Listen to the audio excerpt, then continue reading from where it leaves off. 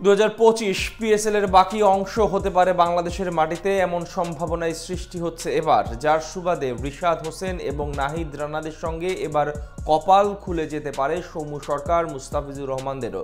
টুর্নামেন্টে যুক্ত হতে পারে বেশ কিছু টাইগার ক্রিকেটার। বাংলাদেশের মাটিতে পিএসএল হওয়ার সম্ভাবনা এবং সৌম্য মুস্তাফিজদের সুযোগ পাওয়া নিয়ে বিস্তারিত জানবো রিপোর্ট।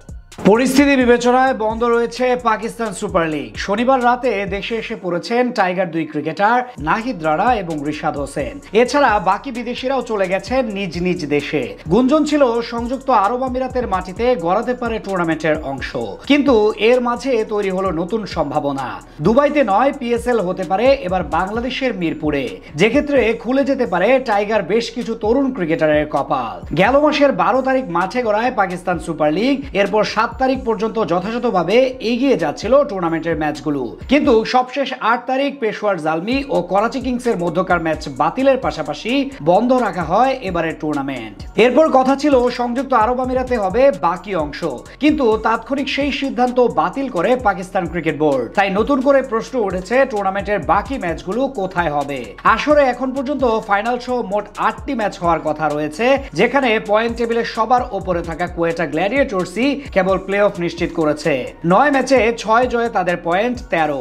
এছাড়া 10 পয়েন্ট নিয়ে যথাক্রমে 2 ও 3 অবস্থান করছে করাচি কিংস এবং ইসলামাবাদ ইউনাইটেড। পরের 3টি দল হলো লাহোর কালান্দার্স, পেশোয়ার জালমি এবং মুলতান সুলতান। তলানিতে থাকা সাবেক চ্যাম্পিয়ন মুলতান ইতিমধ্যে প্লে অফের দৌড় থেকে ছিটকে গেছে।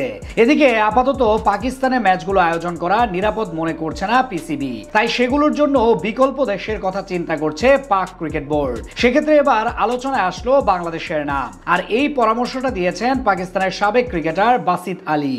সেখানে তিনি যৌক্তিকতা হিসেবে দাঁড় করিয়েছেন বাংলাদেশের মানুষের ক্রিকেটের প্রতি প্যাশনকে। তার মতে এখানে আসরের বাকি অংশ হলে স্টেডিয়ামে প্রচুর দর্শক পাওয়া যাবে। বাসিত বলেন, যদি টুর্নামেন্টে কোনো ঝামেলার সৃষ্টি হয় দয়া করে খেলা দুবাইতে সরিয়ে নেবেন না, বাংলাদেশকে বিবেচনা করবেন, যেখানে স্টেডিয়ামগুলো ক্লাবের ম্যাচগুলোতেও দর্শক দিয়ে পরিপূর্ণ থাকে। সেক্ষেত্রে এটা সত্য হলে কপাল খুলে যেতে পারে বাংলাদেশের বেশ কিছু ক্রিকেটারের। এবার পিএসএল এ ডাক পেয়েছিলেন মোট 3 জন টাইগার ক্রিকেটার। সেখান থেকে লিটন ইনজুরির কারণে খেলতে না পারলেও নাহিদ রানা এবং রিশাদ হোসেন ছিলেন পাকিস্তানে। এদিকে টুর্নামেন্ট শুরু হলেও সব ফ্র্যাঞ্চাইজিগুলো নিজেদের বিদেশি ক্রিকেটারদের পাবেন কিনা তা নিয়ে সন্দেহ রয়েছে।